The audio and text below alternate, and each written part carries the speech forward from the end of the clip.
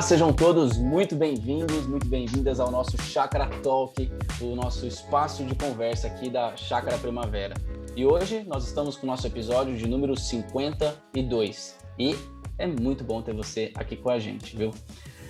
Aqui é o João Vinícius e mais uma vez aqui o pastor Thiago Jaqueto e também o pastor Ricardo Augusto voltando aí ao nosso podcast.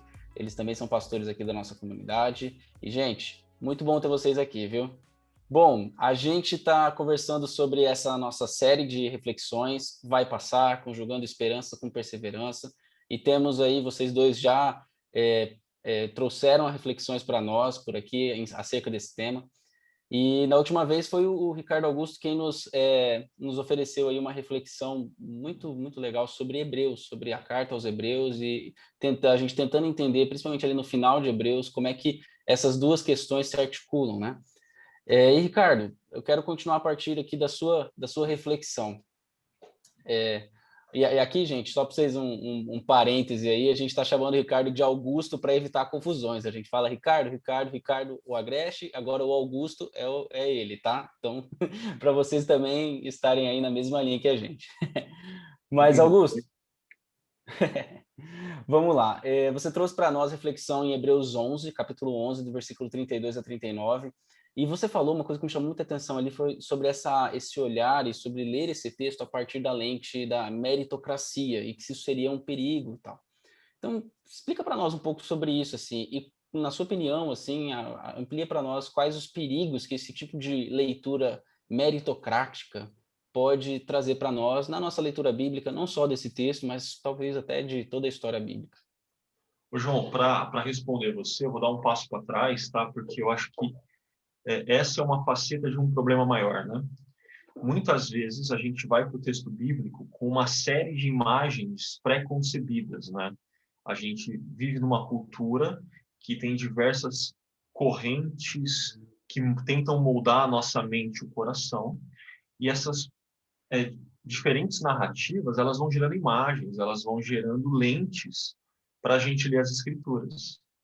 E aí nessa, muitas vezes a gente não consegue lidar com o texto da melhor forma. Então, às vezes, um exemplo bem simples, bem trivial, mas que faça sentido para o pessoal é quando a parábola do bom pastor, né, que perde uma ovelha, deixa 99 e vai atrás de uma. Para a gente, no século XXI, que tem um sistema de agropecuária todo formatado, a gente lê esse texto e a gente imagina o pastor deixando as 99 no cercadinho, bonitinho, e indo atrás de uma.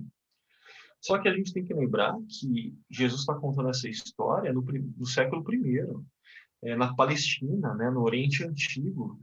Pastoreio não tem a ver com essa imagem moderna que a gente tem. Tem a ver com desertos, vales, pastores conduzindo o rebanho até rios de água fresca. Então, uma imagem que a gente tem pré-concebida, na hora que a gente vai ler o texto, faz com que a gente perca todo o significado, todo o impacto daquele texto. E no caso de Hebreus 32 ao 38, onde a gente vê essa lista mais resumida de nomes e feitos, a gente pode, por conta dessa nossa cultura meritocrática, separar em dois grupos. Um grupo de pessoas que lutaram e venceram e um grupo de pessoas que lutaram e perderam. Mas não é isso que o texto de Hebreus está fazendo. E ainda pensando assim, até num recorte menor, né, mais específico da Igreja Evangélica Brasileira. Eu mencionei da Teologia da Prosperidade, que também cria, de certa forma, lentes que a gente olha para esse texto e lê errado, mas a gente tem a versão soft, né, água com açúcar da Teologia da Prosperidade, que é a teologia mais triunfalista, assim, que eles tentam diluir essa... se eu sou bom, se eu faço coisas para Deus, se eu oferto, Deus responde, de uma forma mais tranquila, mais palatável para a gente, mas ainda está fazendo esse tipo de leitura, né? Então, heróis da fé são pessoas que fizeram coisas para Deus e por isso Deus os honrou. E aqueles que não obtiveram o cumprimento das promessas foi porque eles não fizeram tanto assim e Deus não os honrou. E isso é um erro na leitura. Então, eu acho que esse exemplo é para deixar a gente atento aí a toda vez que a gente vai ir para o texto. E aí talvez o Tiago, como alguém que é da área da teologia bíblica, né, possa dar ainda mais insights para a gente. Eu concordo com o Augusto que o texto dele tem dois blocos, né? Versículo 32 até a metade do 35, Hebreus 11 falando, e da metade do 35 até o 38. E são dois blocos que apontam para dois tipos de pessoas de fé. O primeiro bloco de pessoas que fizeram algo pela fé, e o segundo bloco, pessoas que sofreram ou foram afetadas pela vida de fé. E como o Augusto destacou, esses dois blocos eles não estão em posições opostas, né? Mas eles fazem parte do mesmo lado, digamos assim. Tanto pela fé, no primeiro bloco, as pessoas realizaram feitos, e no segundo bloco elas sofreram também pela fé. Além disso, eu destacaria mais duas coisas. Primeiro é que, mesmo aqueles que que realizaram feitos, a gente sempre deve ler esses feitos conectados com uma grande história que a Bíblia narra. E é uma história do que Deus está fazendo, não pessoas individualmente. Então, isso nos livra da meritocracia. E um segundo ponto seria que, no final do texto que Augusto pregou, ele diz que esses que realizaram e que sofreram, eles não alcançaram as promessas. Essas promessas seriam alcançadas posteriormente. Isso também mostra que não há ali um ensino a respeito da meritocracia, mas uma vida pela fé, através da qual nós realizaremos aquilo que Deus tem proposto para nós e também passaremos pelas situações que são resultado de pessoas que encaram a vida pela fé. E, João, acho que uma coisa que a gente até chegou a conversei com vocês dois, né? Esse texto no original grego, ele permite você pegar algumas nuances mais facilmente do que na tradução, né? Então, por exemplo, no meio da passagem, quando fala que eles alcançaram o cumprimento de promessas, essa promessas é a mesma palavra do que eles não obtiveram a promessa. Só que no final do texto há um artigo definido, né, que no original fica bem claro, opa, ele não está falando aqui de qualquer promessa, ele está falando da maior promessa que a gente tem, daquilo que Deus vai fazer no final da história, né, e o início da eternidade, a restauração plena de todas as coisas. E outra coisa que eu acho que no original fica mais visível para a gente são os tempos verbais no grego, né? Então, à medida que a gente está lendo, o autor está, de certa forma, assim, se a gente fosse tentar traduzir, está se referindo ao passado, o que esses caras fizeram. E aí, de repente, quando ele começa a falar dessas pessoas que sofreram pela fé, ele muda o tempo verbal, né? E ele começa a falar, olha, ele faz uma mudança intencional que era para dar um tipo de sentido que no português a gente não consegue nem expressar direito, mas olha, o que eles experimentaram, vocês estão experimentando. Vocês que estão lendo essa carta aos Hebreus, vocês estão experimentando por isso. É uma coisa que eu acho que está aí na fala de vocês, e podem continuar nesse sentido, porque quando a gente está lendo o texto bíblico e até lendo, acho que a gente pode até ajudar o pessoal que quer ler mais a carta aos Hebreus, né? Tentar entender esses horizontes que estão presentes ali no texto, o horizonte de quando foi escrito, o nosso horizonte, quando a gente fala de meritocracia, né? A gente vive numa cultura que enfatiza muito isso, e uma cultura materialista, onde a gente é medido por aquilo que a gente consegue conquistar e provar para os outros, e aí acaba que a gente traz esses olhares para o texto, né? E a gente tem que entender se aquele texto permite a gente ter ou não ter esse olhar, e qual é o tipo de filtro, qual é o tipo de conversão que o próprio texto faz no nosso horizonte, por aí vai, né? Mas para não deixar muito confuso aqui, eu queria que a gente tentasse entender aqui um pouco o contexto de Hebreus. O pastor Ricardo trouxe isso lá no início, no comecinho das reflexões, né, lá na mensagem 1 e 2, mas eu acho que tem muito presente esse contexto nesse texto específico que você trouxe, Ricardo, que é esse contexto de perseguição, de tortura, esse contexto onde a gente está falando de uma igreja que não está tudo em paz. Eles não vão em paz pro culto aos domingos, eles não levantam de manhã e saem cantarolando, família feliz, vamos ao culto domingo. Não, eles estão sendo oprimidos, eles têm que fugir, eles quase estão numa missão ali 007, burlando os oficiais e poder chegar e se reunir para poder adorar a Deus. Então, esse contexto, eu acho que ele é muito presente aqui. Lembra que sofrimentos pelo evangelho, por causa, e que a fé vai ajudar a passar por eles, né, são muito visíveis nesse texto específico, né? O que vocês acham disso? Do contexto de Hebreus nos ajudando a ler melhor esse texto? A gente está falando aqui de leitura bíblica, né?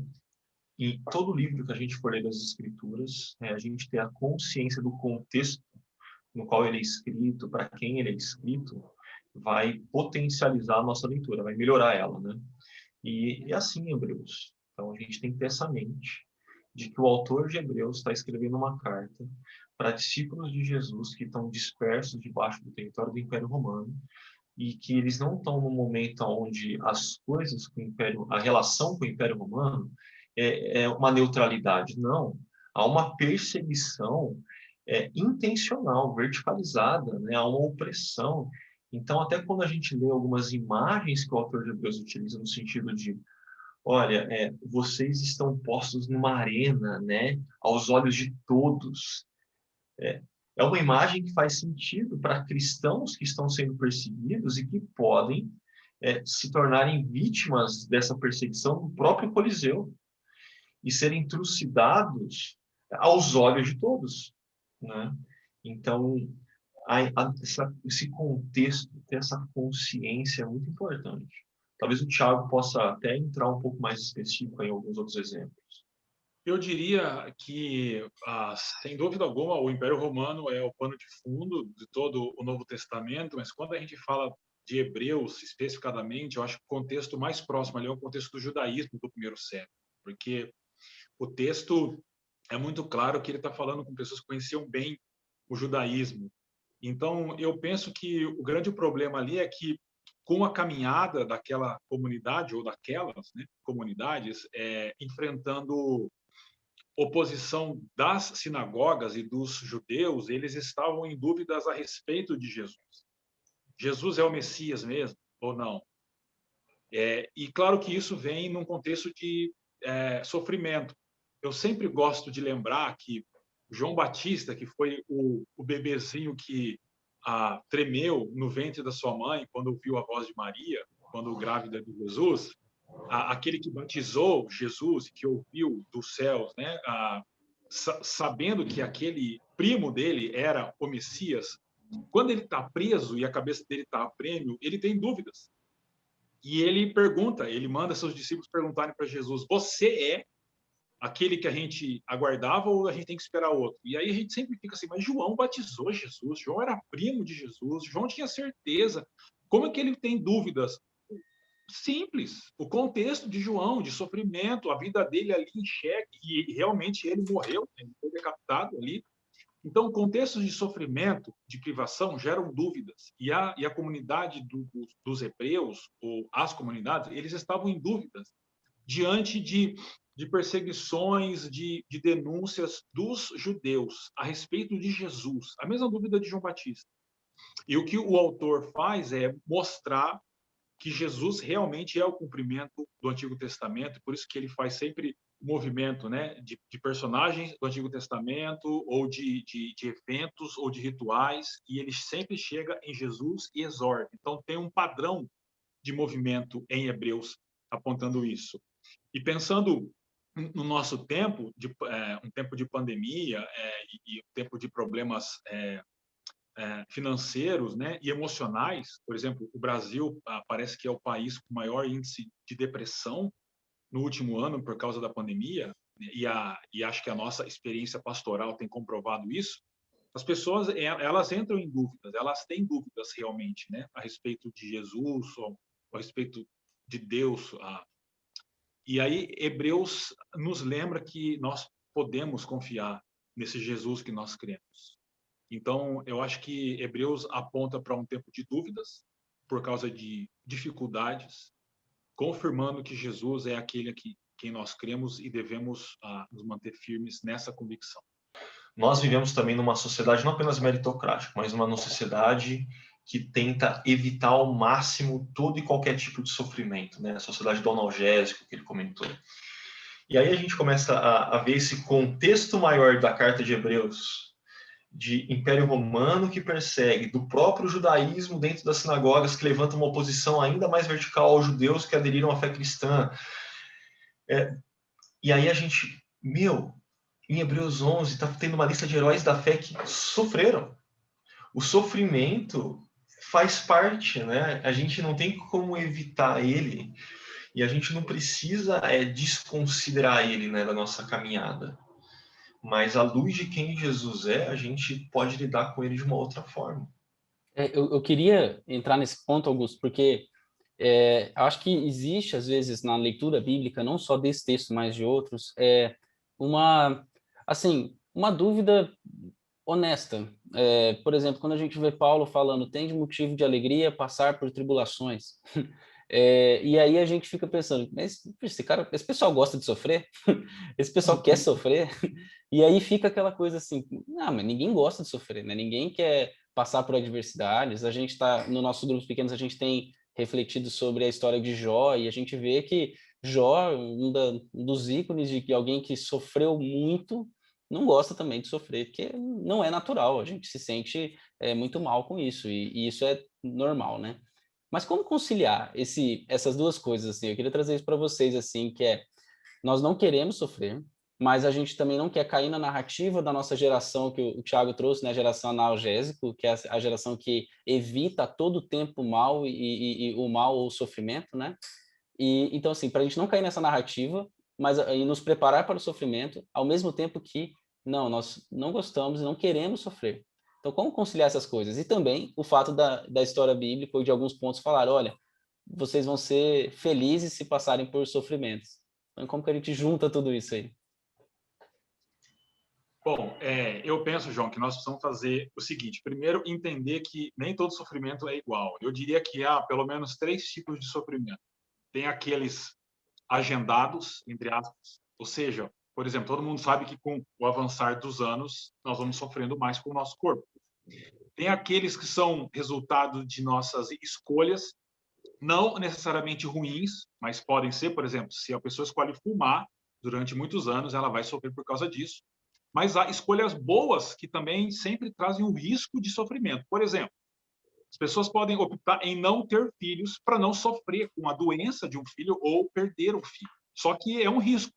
Você viver como humano é correr risco, né? Então, você pode não ter filho para não correr esse risco, mas, ao mesmo tempo, você não tem a experiência de ter um filho.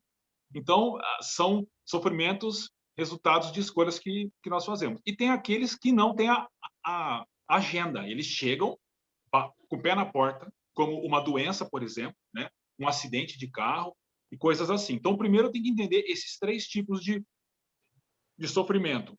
O agendado e o que é resultado de riscos nossos, a gente precisa entender que a vida é assim mesmo. Esses que não são agendados são aqueles que tiram o chão debaixo dos nossos pés, né? Mas eu acho que com todos eles a gente precisa primeiro entender que é impossível preparar-se totalmente para o sofrimento. Não dá para dizer assim, não, eu estou pronto para passar por todo tipo de sofrimento. E aí a gente tem algumas ferramentas para isso. E eu destacaria 2. Primeiro é maturidade, ou seja, a gente entender que a vida é assim, a gente entender que nós precisamos passar pelo sofrimento, né? Não buscar atalhos quando a gente está passando por eles, né? E segundo lugar, falando principalmente de uma comunidade cristã, nós precisamos ter comunidade, pessoas perto da gente, porque em alguns momentos nós seremos aqueles que sustentaremos os sofredores.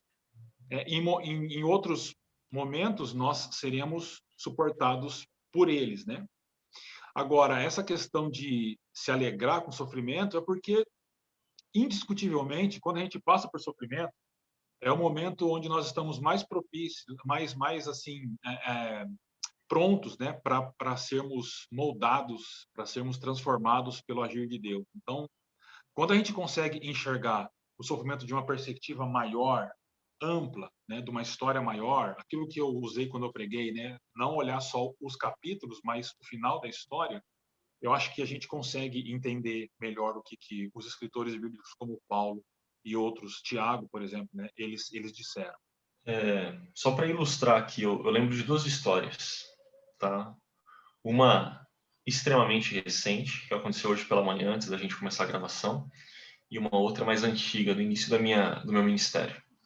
Estava conversando com um casal, essa no início do ministério, e o casal falando em casamento, né? E casamento é algo bom, algo muito bom. E eu conversando, mas por que vocês pretendem casar? E várias respostas, e dentre essas respostas surgiu uma que me chamou a atenção. Eles falaram assim, não, a gente quer casar porque a gente, em um ano de namoro, a gente nunca brigou. A gente nunca teve nenhum tipo de desentendimento mínimo sequer. Foi um namoro, assim, mar de rosas, né? E aí eu falei, então, gente, que legal, né? Mas isso tem um perigo. Aí eles, como assim tem um perigo? Eu falei, vocês passaram um ano inteiro de namoro, estão falando em casamento, e vocês não aprenderam a lidar com problemas. Vocês não tiveram nenhum tipo de problema que vocês tiveram que lidar. E isso deixou vocês frágeis em termos de maturidade. E vai ser inevitável, ainda mais se vocês estão falando de casamento, que em algum momento da história de vocês tenham que lidar com problemas, vocês tenham que lidar com desentendimentos. E o sucesso da relação de vocês não está baseado se vocês não vão ter isso, porque vocês vão ter. O sucesso está baseado em como vocês vão lidar. E à medida que a gente vai aprendendo a lidar com pequenos desentendimentos, pequenos problemas, dia após dia, a gente vai desenvolvendo maturidade para lidar com problemas maiores, desentendimentos maiores, e assim consecutivamente. Então, uma sociedade que tenta a todo custo não sofrer, ela se priva de crescer. Isso é muito importante. E a segunda história é hoje. Acordei mais cedo para tomar um café da manhã com um amigo querido, e a gente conversando, conversa vai, conversa vem. Ele está passando um momento de fatores externos, o tipo de sofrimento que o Jaqueto disse que não é fruto nem de escolha e nem de planejamento. Então, diversos fatores externos convergiram para que ele esteja passando por um momento de uma grande tensão. Mas, assim, é bonito de ouvir falar dele. Ele falou, não, eu sei que eu estou sofrendo e que tem questões externas, mas uma das coisas que eu estou orando para discernir nesse momento é o que Deus está querendo fazer na minha vida. O que Deus está querendo construir na minha história. Porque eu acho que talvez esse seja o grande diferencial para nós que somos discípulos de Jesus. A gente sabe que nenhum sofrimento está sendo perdido. Que Deus, de alguma forma que a gente não consegue nem sequer explicar, está utilizando tudo, fazendo com que todas as coisas cooperem para que a gente atinja esse alvo, esse telos futuro, esse tipo de caráter que ele forja em nós no decorrer da história e que ele almeja que nós tenhamos ao final da história. Né? Esse caráter de gente mais parecida com Jesus. E isso só pode acontecer num cenário de vida real, de vida que experimenta sofrimento, ou de como eu brinquei com a música do Chorão, né, do Charlie Brown, de pessoas que na sua história tem dias de luta, tem dias de choro, tem dias de dor, tem dias que não quer ver ninguém, mas que também consegue encontrar, por conta daquilo que Deus é e que Deus faz, dias de glória. Nossa, gente, já está separado o corte. Assim, o Átila está acompanhando aí, ele pode cortar para a gente a frase aí de se privar de crescer, né? Quem evita o sofrimento se priva de crescer. E isso eu acho que já coroa muito bem esse argumento que a gente tem aqui e que é muito importante mesmo, Augusto, Thiago. Acho que vocês tocaram em questões aqui que ajudam a gente a ler melhor e observar melhor a questão do sofrimento na perspectiva bíblica, né? E eu acho que o grande lance aqui é que a nossa geração vai ouvir isso de forma estranha mesmo, porque quando a gente é cultivado no contexto de hedonismo, de buscar o prazer a todo custo, de achar que eu sempre tenho que me dar bem, que todo mundo vai ser rico, que todo mundo vai dar certo, que você é o cara e todo mundo é o cara, ela vai quando ela é solapada por uma situação, seja qualquer uma dessas, né, os agendados, ou aquilo fruto das nossas escolhas, ou aquilo que não é previsto, esse hedonismo cai por terra, né? Como assim eu não vou? A grande coisa é, como assim eu não vou me dar bem? como assim, eu não vou ter lucro, eu não vou ter algo bom aqui. Então, acho que isso é algo importante para nós mesmos, assim, se tocam em pontos necessários. Vai, Thiago. João, como pastor, eu já fui questionado muitas vezes por que Deus permitiu a rebelião dos nossos primeiros ancestrais, e o sofrimento. E para mim, a melhor resposta para isso é uma parábola que Jesus conta no Evangelho segundo Lucas, que a gente conhece como a parábola do filho pródigo, mas é um erro entender assim. Ali é a parábola do pai pródigo, né? Porque pródigo é a ideia de alguém que esbanja as coisas, e quem esbanja ali realmente é o pai, mas ele esbanja misericórdia, bondade e perdão. Mas o filho mais novo é um exemplo disso. Ele estava na casa do pai, mas não se sentia filho, e aí ele resolve sair. A gente conhece a história e, digamos assim, ele entra em falência, né? Ele tem que trabalhar num emprego que para um judeu era humilhante, cuidar de porcos e comer o que sobrava lá da comida de porcos e tal. Mas é naquele momento que ele consegue entender quem era o pai dele, que ele deveria voltar para o pai. E é assim que o sofrimento funciona. Nesse momento, a gente consegue enxergar as coisas de uma outra forma e, principalmente, entender realmente quem é Deus como nosso Pai. E aí o sofrimento, digamos assim, abre o caminho para o Pai. Sensacional. Nossa, sério mesmo, é muito bom a gente conseguir perceber a partir dessas nuances que a Bíblia não evita o sofrimento, né? E em uma geração que evita todo tempo o sofrimento, a Bíblia ela trata e ela compreende isso muito bem na nossa história, né? Aquilo que a história bíblica vai trazer para nós é justamente um lugar para isso. Vai fazer parte da humanidade, vai fazer parte da nossa experiência e a gente precisa lidar. Eu acho isso sensacional. A gente não está correndo atrás de paliativos e de analgésicos, né? Mas Paulo, eu quero trazer João, Ó, pode vir, pegar, Augusto. deixar uma dica. Tem uma série antiga da Chácara que chama Entre Palácios e Desertos. Eu Entre desertos e mencionei ela palácios, né? rapidamente, Entre Desertos e Palácios, que é uma série onde o Agreste, o Ricardo, ele dá um zoom na vida de Davi, nessas diferentes fases, né? Que ele experimenta deserto, experimenta palácio, experimenta deserto, experimenta palácio. E eu acho isso legal porque outra tendência que a gente tem na nossa cultura é de achar que a vida é linear, né? Ah, eu Uhum. estou passando por um deserto agora, mas no final dele vai ser um palácio e nunca mais eu verei outro deserto. Não, a vida não é assim, né? E eu acho que essa série tem aprendizados assim sensacionais para quem puder parar e ouvir, vale muito a pena. É muito boa mesmo. Fica a dica aí, gente, no nosso site, você entrar em chakra.org, é só você colocar Desertos e Palácios lá e acessar o nosso menu de séries, você vai ver essa série e muitas outras também. Mas, Ricardo, eu quero trazer algo para você aqui, porque você colocou para nós um conceito que é o conceito de, nesse momento de conjugar esperança com perseverança, a gente precisa ter uma fé, tudo acontece, o texto fala, né, através da fé, por meio da fé, mas você trouxe algo que me chamou a atenção, que é a questão da lealdade. E a gente deveria ter, na verdade, exercitar a fé com essa qualificação, né? Uma fé leal.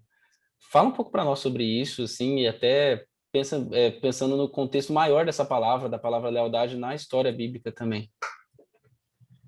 Eu gosto muito dessa palavra, assim, para quando o assunto fé surge, né? E, e um dos motivos é porque eu acho que a nossa cultura, ela esvaziou a palavra fé, ela trouxe outros significados. Então, a gente conversa com várias pessoas na rua e você pergunta se ela tem fé, ela fala, não, tem fé, né?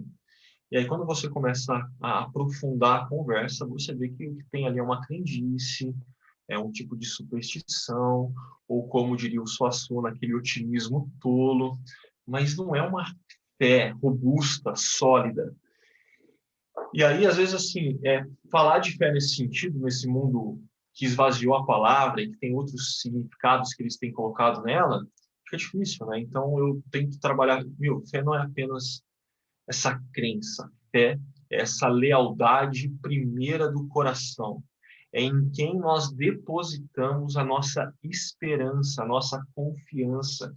É para quem nós olhamos, não apenas no momento de dificuldade, mas é para quem nós olhamos no decorrer de toda a nossa vida, e a partir dele ouvindo as suas palavras, o que ele tem a nos dizer, a nos ensinar, nós nos submetemos em obediência e experimentamos de transformação, porque nós somos leais, né? Lealdade, para mim, é essa palavra aí que ajuda a entender muito o que fé no contexto bíblico tem a dizer, né? Por exemplo, em Hebreus 11, heróis da fé, não é porque eles tiveram uma crença uau, não, mas é porque eles tiveram uma lealdade tal a Deus, e essa lealdade não foi aferrecida, não sofreu abalo nenhum, independente do sofrimento que eles tiveram, ou independente dos desafios que eles experimentaram. Eles tinham uma lealdade ao Deus das Escrituras, ao Deus de Abraão, Isaac e Jacó, né? E lealdade, para mim, é uma palavra cara, porque não é algo comum da gente encontrar no dia de hoje.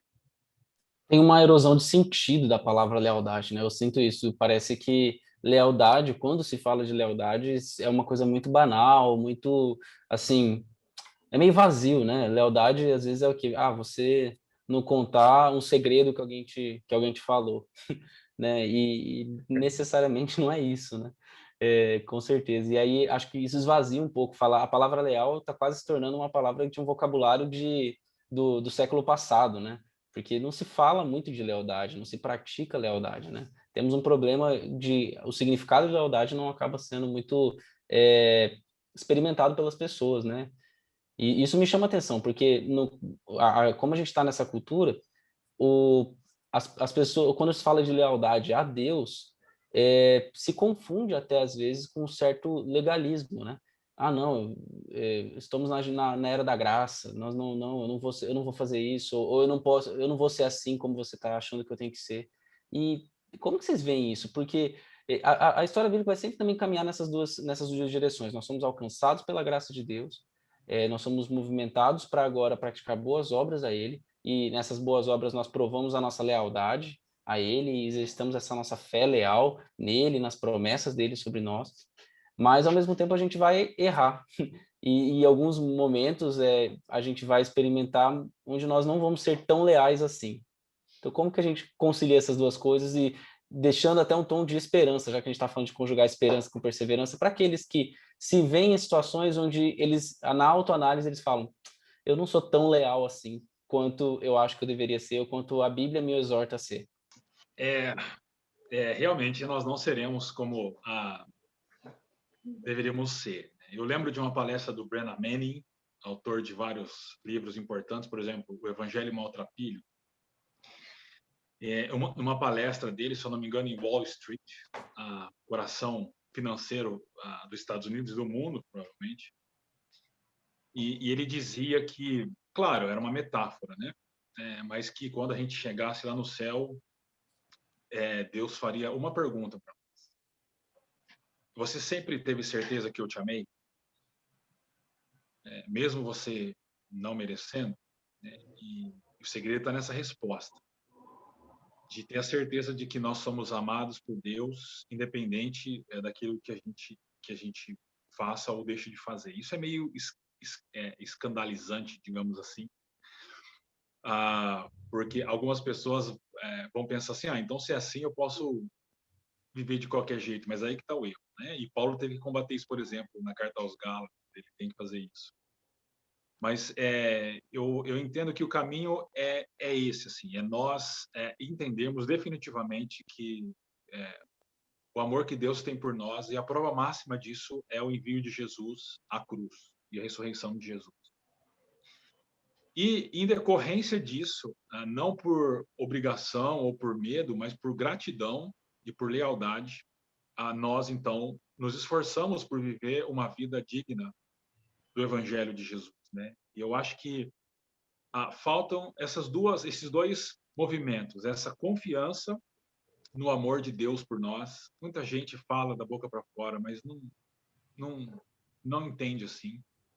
E o movimento como resposta nossa, no sentido de, como gratidão a Deus, nós vivemos de acordo com a vontade de Deus. E entendendo que a vontade de Deus não é algo caprichoso de Deus, mas nós vivermos para aquilo que nós fomos criados, né? Porque o que é pecado? Pecado é errar o alvo, é o que a gente aprende, a palavra em grego, hamartia. Mas errar que alvo? Que alvo que eu erro? É uma conduta moral divina exigida por um Deus longe de mim? Não. Errar o alvo de ser humano, porque nós somos criados para sermos humanos. Só que todas as vezes que nós queremos ser mais do que humanos, Adão e Eva no jardim, ou menos do que humanos, né, agirmos como animais bestiais, isso é errar o alvo. Então, uma vida de acordo com a vontade de Deus é viver como um ser humano. E é por isso que Jesus veio e em carne e osso também, né, para que nós tivéssemos alguém para imitar. Claro que não perfeitamente.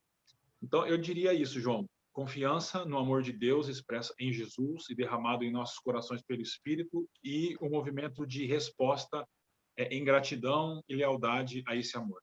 Eu vou surfar um pouco aqui na resposta do Tiago, pegar carona. Vai lá. É um dos meus versículos que eu sou mais apaixonado em todas as Escrituras, é quando Paulo disse que o amor de Deus nos constrange. E a gente está falando do amor de Deus no contexto da sua pergunta envolvendo lealdade. Eu só sou leal a Deus porque o amor dele me alcançou primeiro. A minha resposta ao amor é lealdade. E assim é com o amor. O amor, ele sempre exige uma resposta. Quando eu digo que eu amo a minha esposa, lealdade vem junto. Eu preciso, na dinâmica da aliança do casamento, à medida que eu afirmo o amor à minha esposa, eu preciso expressar em todas as áreas, em todas as facetas da minha vida, pública e privada, lealdade a ela.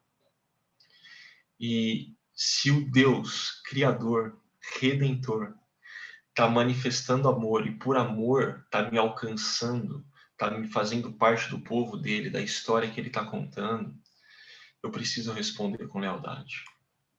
João, eu penso que eu agora surfando na onda do Augusto, né? Mas alguma coisa que eu já falei, só para reforçar, porque o que nos leva a sermos leais a alguém? É medo? Não. É recompensa? Não. É gratidão. Gratidão é o fundamento da lealdade. E eu entendo, então, que entender esse amor nosso, o amor de Deus por nós, nos faz gratos e a gratidão fundamenta essa lealdade bíblica. E só aproveitando a canja aqui, uma dica de leitura que eu sei que o Jaqueto vai gostar. Tem um livro chamado A Verdadeira Espiritualidade, do Francis Schaeffer, onde o argumento central, na minha opinião, é gratidão. Vale a pena. É um excelente livro mesmo. Acho que condensa várias coisas aqui, mas surfando na onda de vocês um pouquinho, né, pegando já o finalzinho dela, eu lembrei enquanto vocês falavam, eu lembrei de uma palavra conhecida, assim, acho que a gente já trouxe ela em algumas reflexões aqui na Chácara, que é aquela palavra hebraica hesed, né, que tem a ver, que traduzem ela como o amor leal, ou a misericórdia leal de Deus, né, e aí assim, tem tudo a ver com isso, com a gratidão, né? Render graças ao Senhor porque Ele é bom e o seu amor leal, a sua misericórdia leal dura para sempre. Aí a grande certeza que está nessa pergunta do Brennan Manning, né? Você teve certeza que ele imagina aqui, né? Você tem certeza que eu sempre te amei? Porque eu sempre te amei, né? E essa era uma certeza que devia repousar na relação que o povo de Deus tinha com Deus e que muitas vezes eles se esqueciam e por isso que sofriam mais e sofriam de uma maneira assim que os distanciava de Deus, né? É um sofrimento que distancia, porque eles olhavam para tudo que estava acontecendo e não viam o cuidado de Deus. Eles, na verdade, estavam só vendo, é como se Deus não tivesse sido fiel às suas promessas. E aqueles que permanecem são aqueles que reconhecem que Deus continua sendo fiel, continua cuidando do seu povo, porque Ele prometeu que ia fazer isso. Beleza? Muito bom, gente. Nossa, isso aqui a gente vai longe, né? Se a gente for pegando uma onda do outro, vamos embora. Ô, Augusto, eu queria trazer algo aqui que também você trouxe para nós e eu acho que para a gente fechar e caminhar aqui para concluir o nosso podcast, mas você trouxe a ideia de que a esperança, mais a perseverança, trabalha e gera em nós um caráter. E acho que pega muita carona nessa conversa que a gente teve agora, né? Que o que vem depois, né? Eu lembrei aqui de um livro que, inclusive, você que me emprestou ele quando eu li, que é aquele do N.T. Wright, depois que eu creio agora, né? E aí nesse livro ele fala uma frase assim, já no começo do livro, assim, na apresentação da tese, ele fala: o mais importante depois que você crê é a transformação de caráter. E uma coisa que me intrigou bastante, assim, ainda me intriga, mas no começo da minha caminhada, quando eu comecei a amadurecer um pouco mais algumas questões, eu olhava assim para algumas pessoas próximas de mim que estavam na igreja há 30, 40 anos, e essas pessoas mais velhas, mais experientes, elas não demonstravam muitos frutos. Eu ficava assim, eu olhava aquela pessoa tendo os mesmos problemas de 10, de 15 anos atrás, e ela não, parece que não ia, sabe? Eu sei que Deus faz coisas e a gente não consegue reconhecer, mas ali eu via que, puxa, a pessoa mantém a mesma ideia, ela não está progredindo, ela não tem exercitado as disciplinas espirituais, ela não tá progredindo, né? Não está tendo transformação de caráter. E aí, como que a gente pode fazer isso e trazer esses imperativos bíblicos para a gente ser melhor a cada dia? Santidade é algo que a gente deve prosseguir e exercitar diariamente, continuamente, vencendo o pecado, vencendo os efeitos do pecado e progredindo à medida da estatura de Cristo, né? Como que a gente faz isso? Sendo transformado, né, o nosso caráter, mas sem se deixar abater pelos conflitos do dia a dia, né? Pelos momentos de sofrimento, como a gente tem colocado, e às vezes os sofrimentos causados por nós mesmos. Então, como que a gente trilha esse caminho baseado na graça, na gratidão, no amor leal de Deus e nessa transformação de caráter? Para quem está acompanhando a série atento, né, e vai passar conjugando perseverança com esperança, vai perceber que, na verdade, eu não fui o primeiro a trazer isso. Que esperança mais perseverança gera caráter. O próprio Ricardo, no início da série, nas 2 primeiras mensagens, ele trouxe isso. O Tiago, antes de mim, trouxe isso. E aí alguns vão falar, tá, realmente, eu sou uma pessoa atenta, eu prestei atenção na mensagem e eu senti que vocês todos foram redundantes, porque o Ricardo mencionou isso 2 vezes, aí o Jaqueto mencionou, você mencionou novamente, vocês foram redundantes e eu vou ter que contar para essa pessoa que, na verdade, a gente vai ser redundante mais inúmeras vezes ainda. Porque, pelo menos dentro desse contexto de Hebreus, essa conjugação que gera caráter, na minha opinião, é inevitável a gente falar dela. E quando a gente olha para toda a história bíblica, para aquilo que Deus está fazendo na história cósmica e está fazendo nas nossas histórias pessoais, tem a ver com essa transformação de caráter, né? E você citou o livro, eu estou com ele aqui do lado, inclusive, né, do N.T. Wright. Eu estou escrevendo uma aula dos primeiros passos e eu estou usando algumas coisas dele com outros aqui. E eu acho que talvez uma das coisas para a gente conseguir harmonizar essa transformação de caráter na nossa mente e coração é a gente saber da história bíblica, né? Então, Deus cria todas as coisas e cria o ser humano à sua imagem e semelhança. E nessa imagem já tem algo que está latente para nós. Nós só sabemos o que é ser humano quando nós olhamos para Deus. Quando nós tiramos os olhos de Deus, nós viramos qualquer coisa menos que humanos. E, inclusive, o Jaqueto já tinha comentado isso, mas o Tim Keller comenta, né, que o cômico, o irônico do nosso movimento de tentar ser mais que humanos é que toda vez que a gente tenta isso, acaba que o tiro sai pela culatra e a gente vira menos que humanos. Porque Deus criou a gente de uma forma referenciada e a gente só sabe o que é ser humano olhando para Deus. Mas naquele jardim, aquele primeiro casal, eles tiram os olhos de Deus. Eles voltam os olhos para si mesmos, desconsiderando o Criador, rompendo com Ele, desobedecendo, entrando em rebelião. E a partir daí, todas as coisas na realidade são quebradas, inclusive nós. Nós somos quebrados. As pessoas, elas andam nas ruas, pegam ônibus, metrôs, dirigem seus carros ouvindo seus podcasts, e elas estão quebradas e muitas vezes nem sabem disso. E aí, então, Deus, por infinita graça e amor a nós, ele não deixa a situação do jeito que a gente criou, que a gente colocou. E ele intervém. E, como parte do plano dele, ele entra na história, morre na cruz, ressuscita ao terceiro dia, e a partir desse evento inseparável de morte e ressurreição, nós somos reconciliados com ele, nós podemos voltar a olhar para Deus e voltar a descobrir o que é ser humano. Só que a gente ainda é falho, a gente ainda não é perfeito, a gente erra. Tem gente que, como você disse, está na igreja há anos e ainda não chegou lá, né? Mas a gente tem esse horizonte, esse telos, esse alvo do que Deus está fazendo na história e fazendo nas nossas histórias. E outro versículo que eu sou apaixonado é quando Paulo diz que aquele que começou a boa obra nas nossas vidas, ele é fiel para levar essa obra até o final, no dia da volta de Jesus, no final da história. Mas enquanto esse dia não chega, a gente está em obras. A gente está num processo de construção, onde a gente tenta responder a esse amor que Deus derrama em nós com gratidão, com lealdade, com obediência. Mas eu comentei que a vida não é linear no que tange a sofrimento, né, que a gente tem altos e baixos. A vida também não é linear no que tange ao desenvolvimento do caráter. Então, nós precisamos ter essa consciência clara de que o convite de Jesus a nós é que nós desenvolvamos esse caráter mais parecido com o dele. Porque em Jesus nós vemos o que é verdadeiramente ser humanos.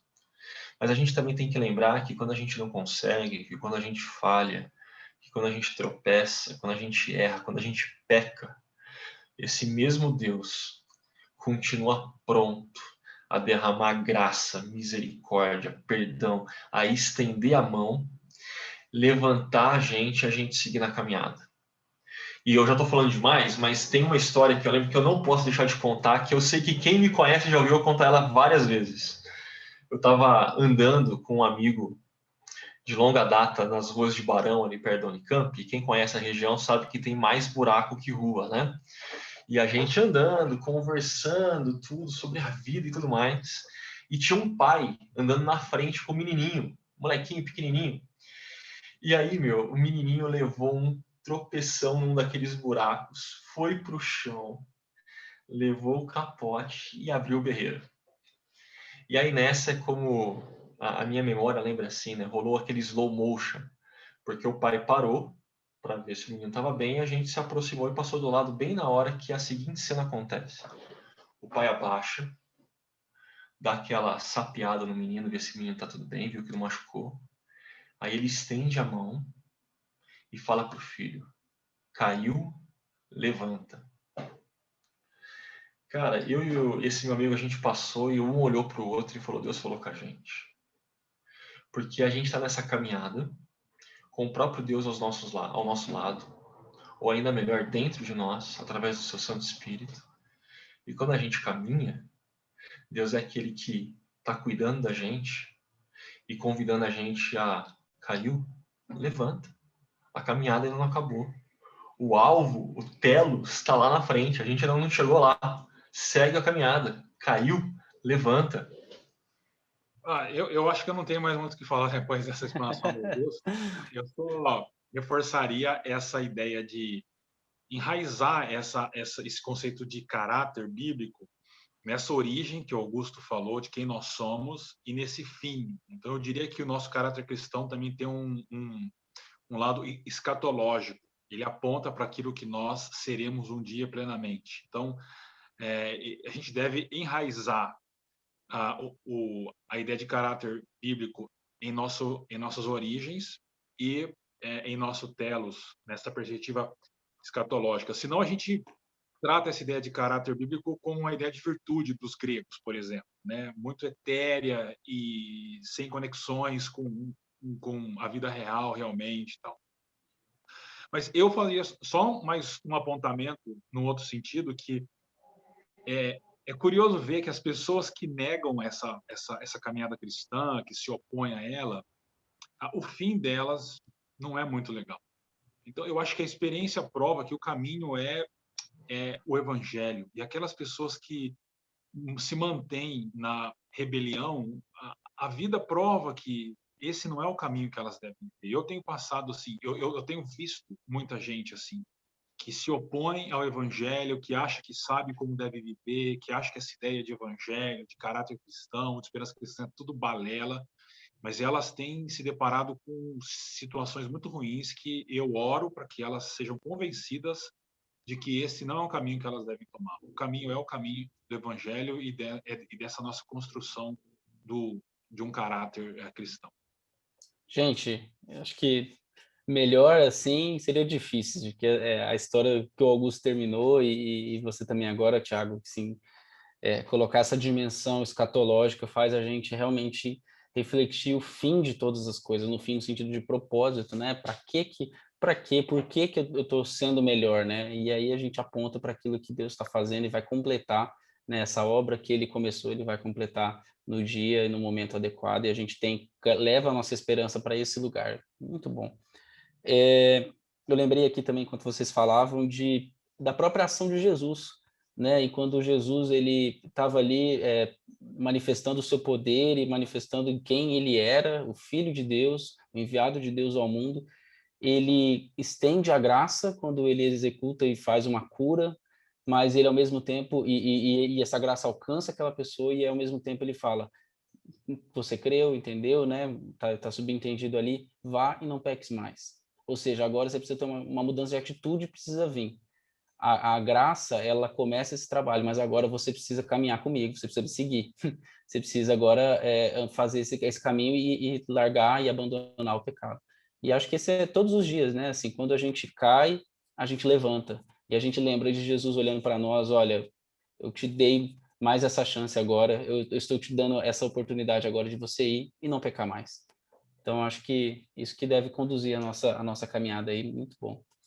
Gente, nós estamos chegando ao final aqui, mas eu quero que vocês se despeçam. Então, pensem em algo para falar para o pessoal para se despedir e tragam para nós também. Acho que a gente fez isso na última vez e eu gostei muito de como vocês trouxeram, o Thiago e o Hugo trouxeram, uma palavra pastoral para nós, assim, uma palavra breve, mas assim que faça com que aqueles que estão nos ouvindo agora consigam perceber que essa caminhada de esperança e perseverança é uma caminhada possível para os nossos dias. Não é, a gente não está falando de algo distante, mas algo real para eles nesse dia a dia. Então, tragam aí para nós uma palavra pastoral, por favor.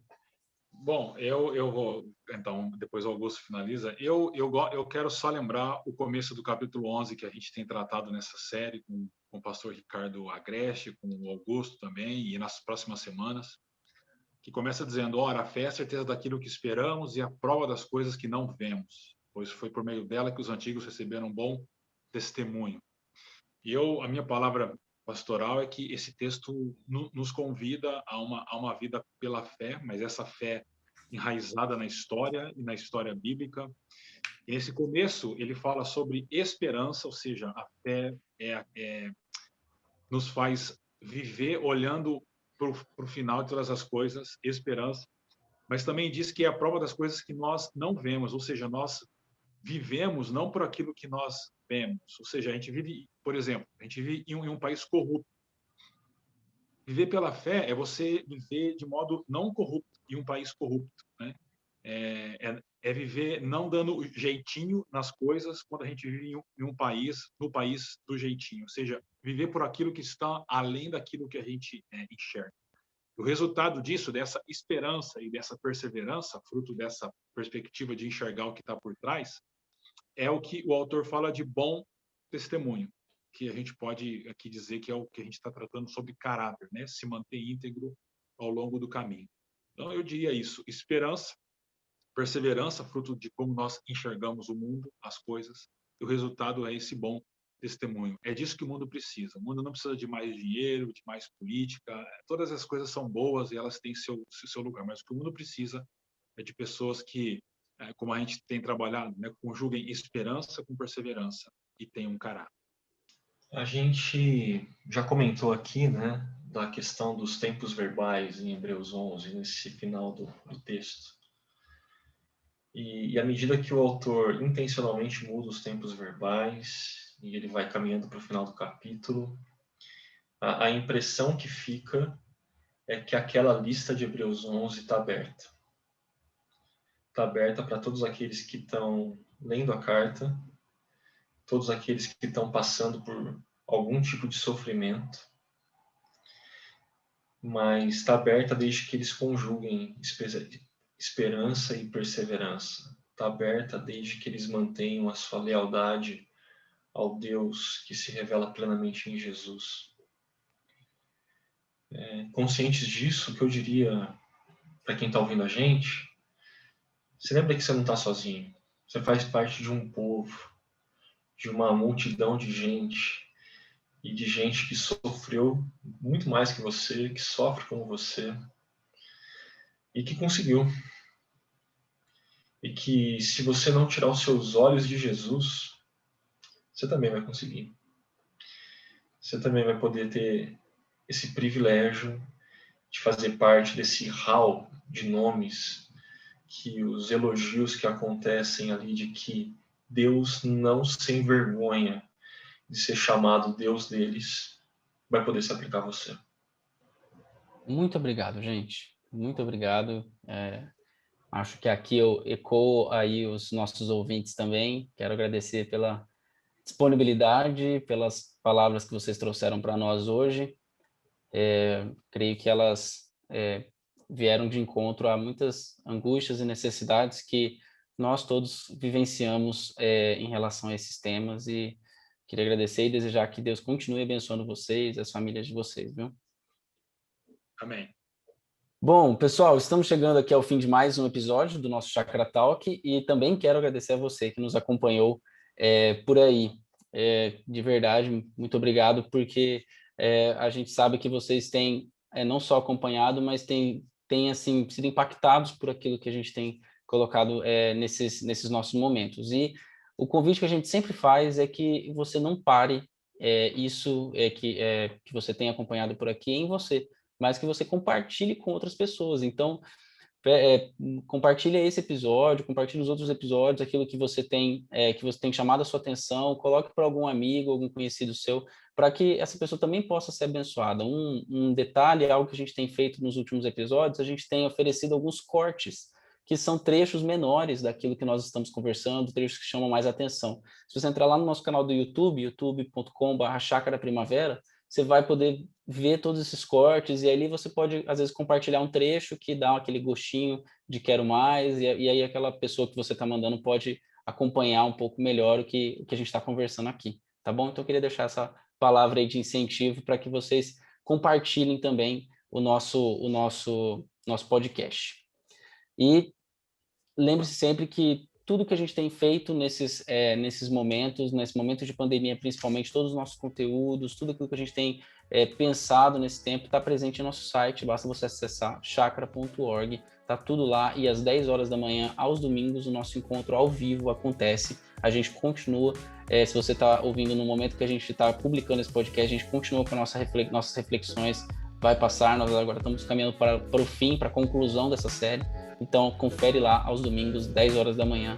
Está imperdível.